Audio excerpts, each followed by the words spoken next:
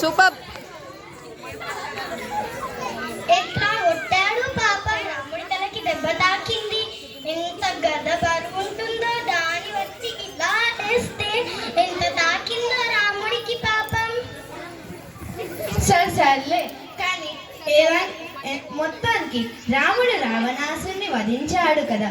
ఆ ఒక్క నిమిషం మాత్రం అద్భుతంగా ఉంది.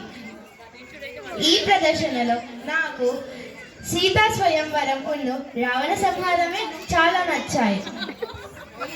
రావణాసురుడికి కూడా శిక్ష దక్కింది, ఎందుకంటే రాముడిని గదతోని కొట్టాడు కాబట్టి. రాముడు కూడా శివబాణంతో ఎంత చక్కగా వేశాడు. అసలు రావణుని యాక్టింగ్ అయితే చాలా బాగుంది కదా. కానీ రావణునికి చాలా పుణ్యం దక్కింది, ఎందుకంటే ఆ నరహరియే స్వయంగా నరహరి బాణంతోనే రావణాసుని సంహారం అయింది. అతను చాలా అదృష్టవంతుడు కదా.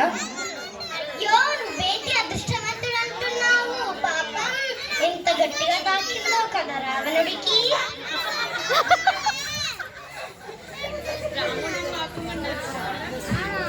చూసారా, రావణునికి గట్టిగా తలిగిందట.